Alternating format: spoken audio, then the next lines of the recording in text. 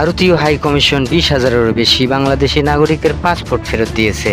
ভিসার দাবিতে বিক্ষোভ ও হুমকির জেরে এই পদক্ষেপ নেওয়া হয়েছে। মূলত গত আগস্টে ছাত্র জনতার আন্দোলনের মুখে বাংলাদেশের প্রধানমন্ত্রী পদ থেকে শেখ হাসিনা পদত্যাগ করে ভারতে পালিয়ে যাওয়ার পর থেকেই বন্ধ হয়েছে ভারতীয় ভিসা পরিষেবা। আপাতকালীন এবং চিকিৎসার প্রয়োজন ছাড়া আপাতত বাংলাদেশি নাগরিকদের ভিসা দেওয়া হচ্ছে না। প্রতিবেদনে বলা হয়েছে, সর্বশেষ খবর অনুযায়ী 20,000-এরও বেশি বাংলাদেশি পাসপোর্ট ফেরত দেওয়া হয়েছে। ঢাকায় ভারতীয় হাই কমিশনের দিকে ব্যাপক বিক্ষোভ ও হুমকির পরিপ্রেক্ষিতে এই পদক্ষেপ নেওয়া হয়েছে। মূলত বাংলাদেশি নাগরিকদের জন্য ভিসা পরিষেবাগুলো অনির্দিষ্টকালের জন্য স্থগিত করার ফলে এই পরিস্থিতি হয়। এর আগে শেখ হাসিনা সরকার পতনের পর বিক্ষোভের জেরে ভিসা পরিষেবা স্থগিত করা হয়েছিল।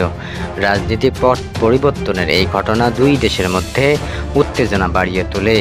ভারতীয় এই সংবাদ মাধ্যম বলেছে, বাংলাদেশের ভারতীয় ভিসা আবেদনের কেন্দ্রগুলো অনেকাংশে বন্ধ করে দেওয়া হয়েছে। আর এই কারণে হতাশাগ্রস্ত আবেদনকারীদের অনেকেই ব্যাপকভাবে হাই কমিশনের ইমেল করেছেন। এমনকি কিছু ইমেলে ভাঙচুরের হুমকি দেওয়া হয়েছে। অবশ্য ভারতের বিদেশি পর্যটন ও দর্শনার্থীদের ভ্রমণের উল্লেখযোগ্য অবদান রেখেছে বাংলাদেশ।